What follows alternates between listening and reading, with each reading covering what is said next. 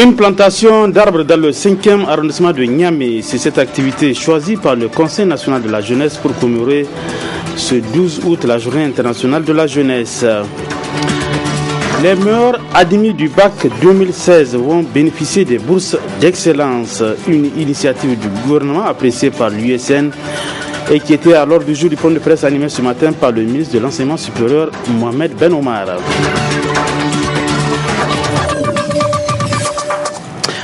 Mesdames et bonsoir et bienvenue sur cette nouvelle édition d'information sur la télévision Labari. Les organisations de la société civile nigérienne, à savoir ANDDH, Timidiria, Moriben, Aren et Alternative Espace Citoyen, ont organisé du 8 au 12 août 2016 à Siloué un atelier d'échange qui a porté essentiellement sur la question du respect du droit à l'alimentation au Niger.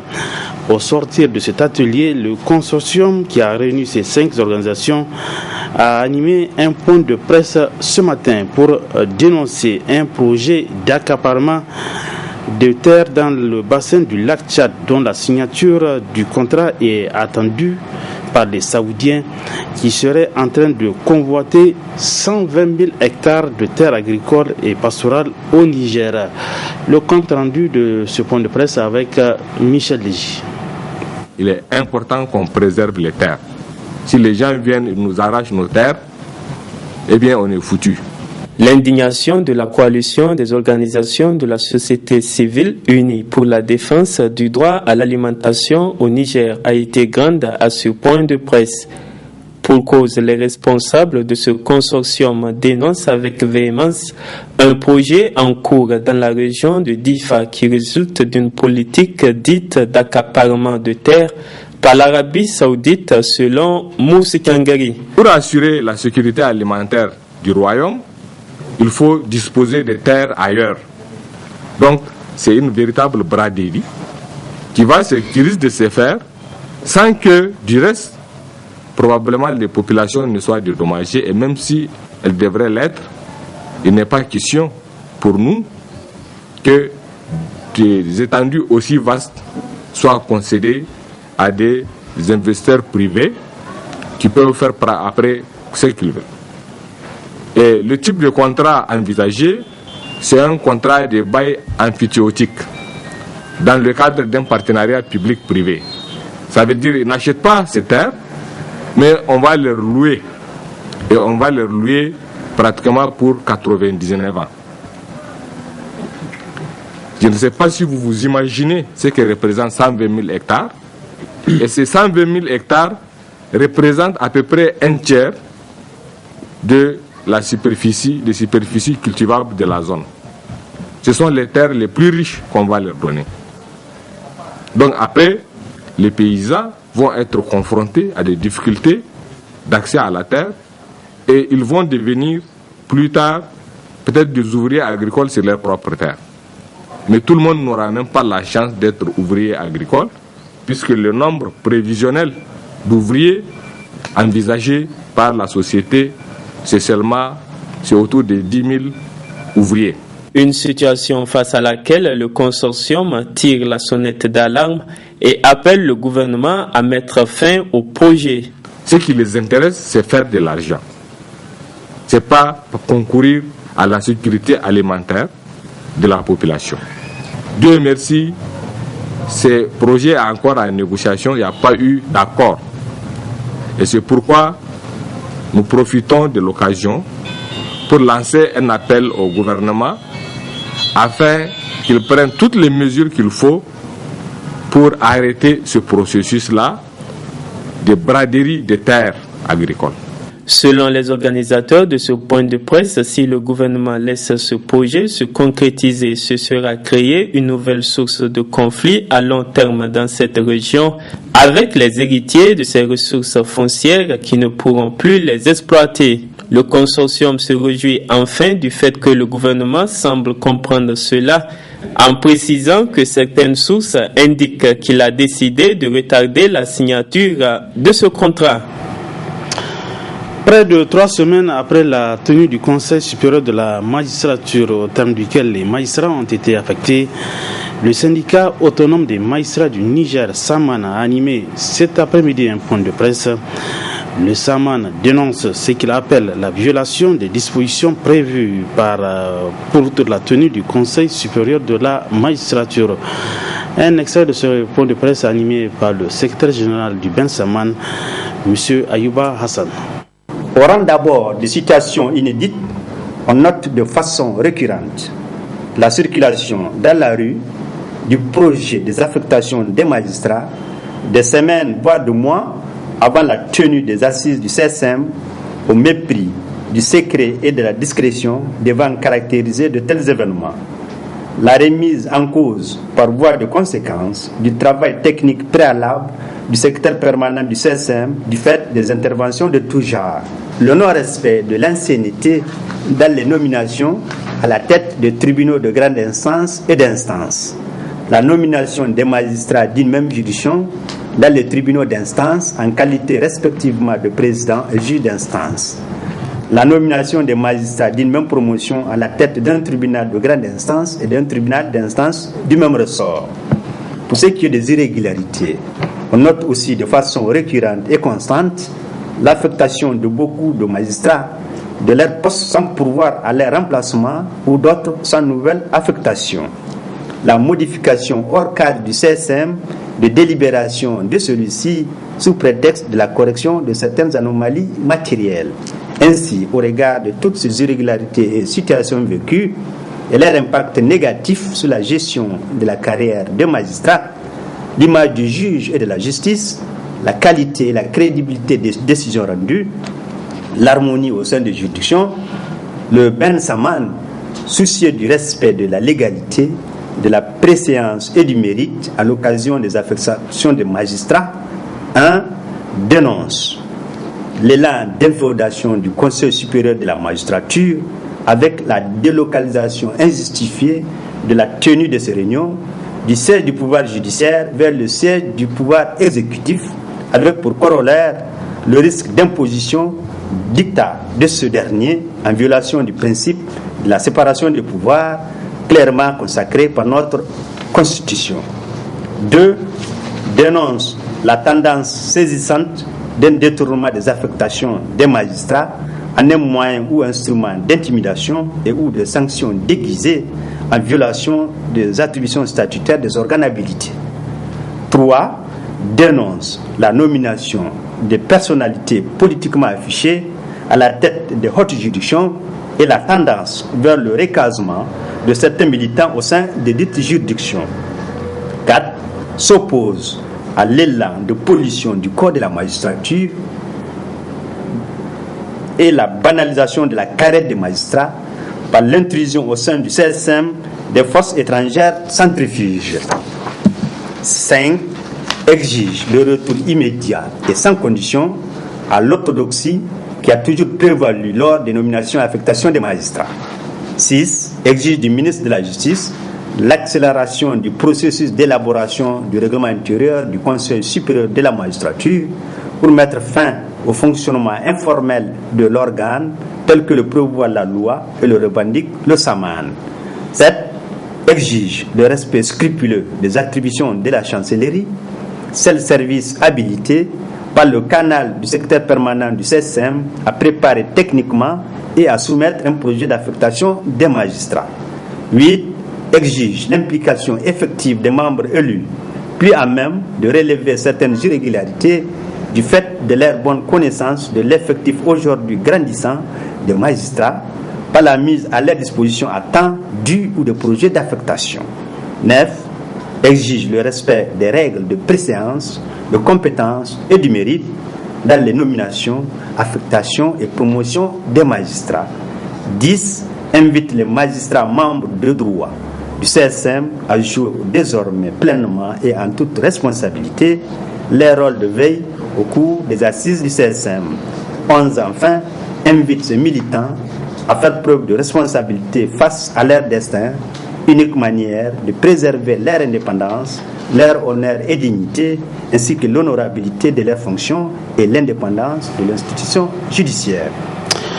Autre aspect de cette édition d'information, je l'annonçais dans les titres, les autorités de la 7e République ont décidé de récompenser les meilleurs bacheliers de la session 2016. L'annonce a été faite ce matin à travers un point de presse animé par le ministre de l'Enseignement supérieur Mohamed Boron Omar. Le résumé de ce point de presse avec Nasser Dantoufou. Le travail bien fait finit toujours par être récompensé du temps et la nouvelle a été favorablement accueillie par l'opinion. L'attribution des bourses d'excellence à tout bachelier admis avec mention à partir de cette session 2016. Ainsi en a décidé le dernier conseil des ministres du jeudi 11 août 2016. D'où la justification de ce point de presse pour expliquer les objectifs poursuivis. La culture de l'excellence est un des axes majeurs dans le cadre du programme de naissance 2 de son Excellence Monsieur le Président de la République. Et il va falloir préparer les enfants à affronter avec brio leur carrière, mais également à prendre en charge les problèmes du pays. Et on ne peut prendre en charge les problèmes du pays quand on n'est pas à la hauteur d'avoir un certain niveau de culture, un niveau de savoir décent et acceptable pour compétir de par le monde. Aujourd'hui, le savoir est incontournable pour comprendre le monde, exercer un certain nombre de responsabilités et prendre en charge certaines questions. Et également, nous avons pris déjà les dispositions au niveau de nos services, tout comme avec le soutien des services du ministère des Affaires étrangères, pour pouvoir déjà démarcher un certain nombre d'universités extérieures, notamment en France, au Maghreb, dans les pays de la sous-région, pour aller, en tout cas, inscrire ces enfants à temps, parce que la plupart de ces pays, c'est à partir du 1er septembre que ces universités ouvrent. Mieux, ces méritants, après leur cursus, une fois au pays, n'auront aucune difficulté à être observés sur le marché de l'emploi. Tout celui qui fait preuve d'excellence au Niger, qui a été formé à grands frais par le Niger, doit revenir pour servir le Niger. Or, pour qu'il revienne et servir le Niger, il faut qu'il y ait une certaine traçabilité de sa carrière, de sa gestion en tant qu'étudiant, depuis le bac jusqu'à l'école où on va l'amener, toute sa carrière estudiantine. Et après, et c'est ça la discrimination positive, et avec le soutien du gouvernement, nous allons avoir très bientôt, à partir de la session d'octobre, nous allons soumettre un projet d'amendement au statut général de la fonction publique de l'État et des sociétés d'État pour que notre statut général de la fonction publique de l'État prenne en charge non seulement les concours pour intégrer la fonction publique, mais également prendre en charge cette question de ces enfants très brillants, doués, bénéficiaires de la bourse d'excellence, qui vont faire des grandes études à l'extérieur et qui vont revenir servir le Niger. La discrimination positive ici, c'est quoi? C'est que eux, ils seront exonérés de ce concours d'entrée à la fonction publique. La mesure directement va concerner 120 bacheliers, toutes séries confondues, à y bénéficier. Une culture de l'excellence qui ne manquera pas de créer une saine émulation pour davantage inciter les autres à donner le meilleur d'eux-mêmes pour faire partie de l'élite. Cette décision du gouvernement d'attribuer des bourses d'excellence aux meilleurs bacheliers de la session 2016 a été saluée par l'USN. Toutefois, la structure des scolaires nigériens a eu à faire des recommandations aux autorités. Le reportage avec Asma Ousseidou. La culture tant prônée de l'excellence se matérialise. Illustration de la décision prise au dernier Conseil des ministres qui est celle d'attribuer une bourse d'excellence aux bacheliers admis avec mention à partir de cette session 2016. Favorablement accueillie, la nouvelle agrée la structure dirigeante des étudiants. C'est une nouvelle que nous saluons non seulement, mais aussi que nous encourageons. Et c'est positif, en tout cas, d'encourager des jeunes bacheliers qui, après 9 mois de dur labeur, ils ont pu en tout cas s'en sortir avec un résultat excellent. Et en tout cas, en toute sincérité, en tant que comité directeur, nous pensons que c'est une initiative que le président a prise et qui permettra dans l'avenir encourager nos militants à se battre davantage pour pouvoir en tout cas trouver et s'en sortir avec des résultats très excellents pour pouvoir en tout cas être peut-être parmi ceux-là qui vont bénéficier de ces genres d'initiatives. Cependant, c'est bien beau de poser les jalons, mais que cela soit inscrit dans la durée serait davantage mieux. Il ne s'agit pas d'encourager, il ne s'agit pas d'initier ces genres d'initiatives, mais les meilleurs et de les accompagner. Parce que ça ne sert à rien d'attribuer des bourses d'excellence sans pour autant songer à des mesures d'accompagnement sérieuses qui vont permettre à ces jeunes-là de faire une carrière académique au niveau de l'enseignement supérieur et en toute bonté. Donc nous pensons qu'en tout cas notre souhait en tant que comité directeur, cette initiative soit accompagnée de près pour que ces jeunes-là qui ont bénéficié de ces bourses-là puissent étudier dans les meilleures conditions. Une décision qui certainement vise l'atteinte d'autres objectifs et qui ne manquera pas d'être relayée par des voix beaucoup plus autorisées pour d'amples explications. Autre aspect de cette édition d'information, le projet de construction de 25 000 logements sociaux par l'État au centre d'un point de presse animé par les responsables du syndicat des professionnels de l'immobilier du Niger, SPIN. Les professionnels de l'immobilier ont émis le vœu de voir l'État faire appel aux compétences nationales dans la mise en œuvre du dit projet. Le compte rendu avec Mamoudou Saleh. La présente sortie médiatique des membres du syndicat des professionnels de l'immobilier vise à porter à la connaissance de l'opinion publique leur vision sur le projet de construction de 25 000 logements sociaux par l'État. Un ambitieux programme dont la réalisation risque de buter à d'innombrables problèmes selon le SPIN. Cette belle initiative risque cependant d'être confrontée à d'énormes difficultés dans sa mise en œuvre. À cela, plusieurs raisons guident notre assertion. Au nombre de celles-ci, nous avons d'ores et déjà pressenti que le projet sera en face d'un dilemme. La question du foncier, car vu le nombre de logements prévus, on doit se demander si l'État a vraiment le terrain disponible. Donc, 1000 hectares. Est-ce que l'État dispose de 1000 hectares?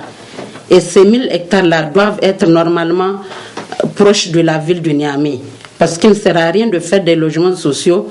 La seconde difficulté, ce que nous avons perçu, est relative à la viabilisation de cette importante superficie, avec tout ce que cela comporte, comme la réalisation des voiries, les réseaux d'électricité, les canaux d'évacuation des eaux usées et des eaux de ruissellement, etc. Donc, sur ce point, nous proposons de mettre à contribution la mairie centrale, parce qu'elle regorge beaucoup de techniciens qui sont là. La troisième difficulté à laquelle risque de se confronter ce projet pharaonique de construction de 25 000 logements sociaux et son agencement dans le temps. Cependant, selon les professionnels de l'immobilier du Niger, ce projet peut aboutir à l'avantage des Nigériens à condition que les autorités prennent toutes les dispositions en créant le cadre nécessaire pour la mise en œuvre du projet, tant sur le plan institutionnel que sur le plan juridique. Enfin, le SPIN espère que l'État fera appel en priorité aux ressources nationales. Il faut que l'État travaille avec les partenaires nationaux d'abord. Des propositions et analyses pertinentes qui doivent être prises au sérieux par les autorités compétentes pour une bonne réussite du projet de logements sociaux. Cette brève, les commissionnaires agréés en douane étaient cet après-midi en conclave dans la salle de réunion de la NITRA. Au centre de cette rencontre, la situation née de la gestion des magasins sous douane par Niger Terminal du groupe Bolloré. Une déclaration a sanctionné la rencontre, déclaration dans laquelle les transitaires ont réitéré leur disponibilité à travailler avec l'ensemble de leurs partenaires.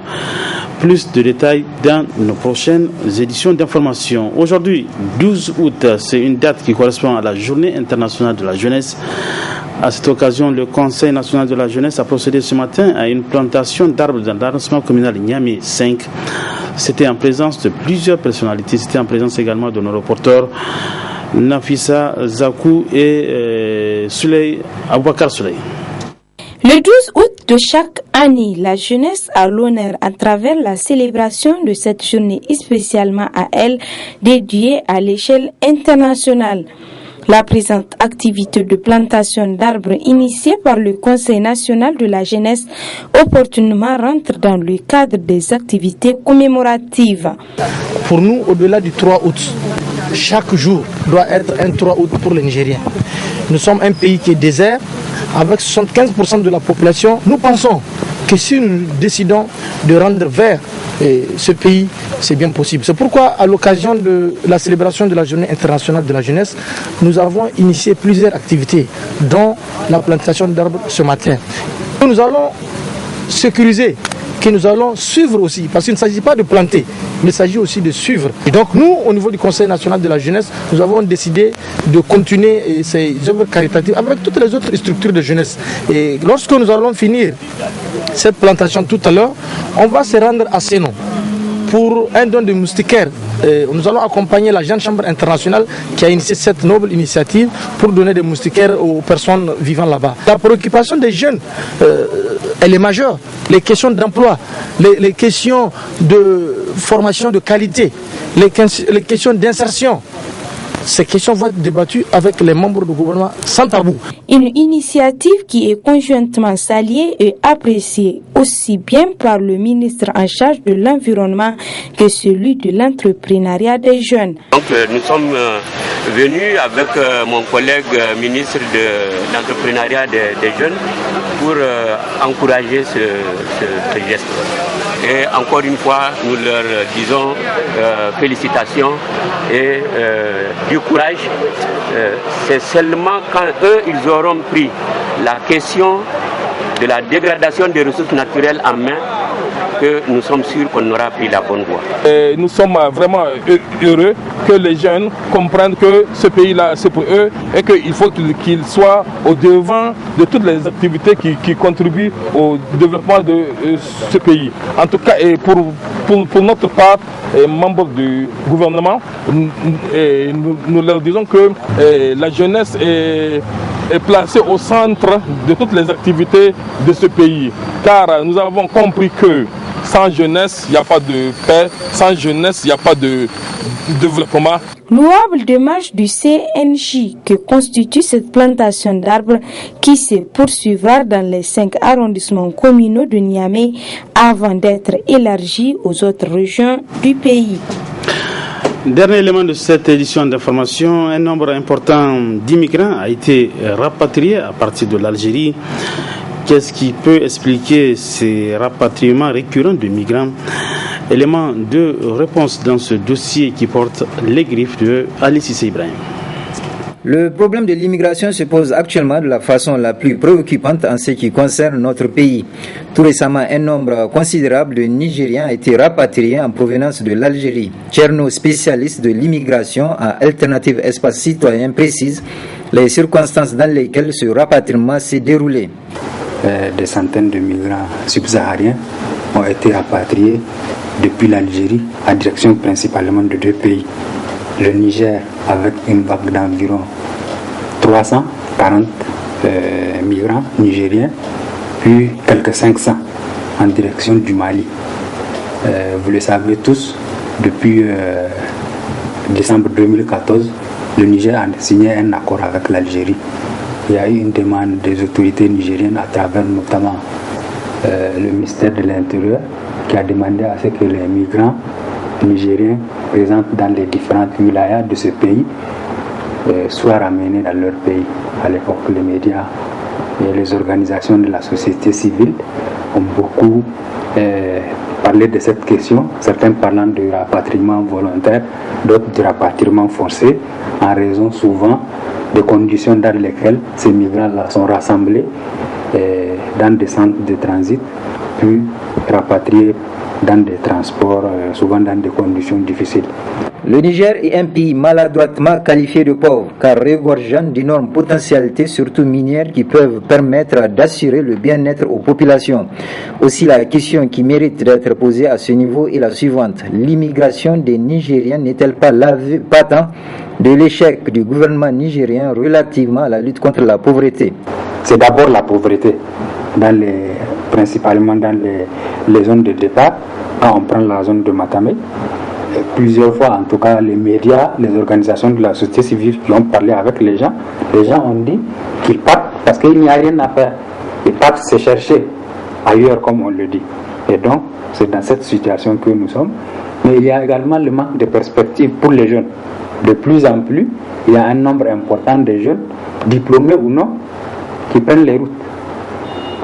Nous pensons qu'ils partent parce que ils n'ont pas d'alternative sur place. C'est une aspiration, comment on appelle, de tout être humain, vraiment de chercher à gagner sa vie ailleurs.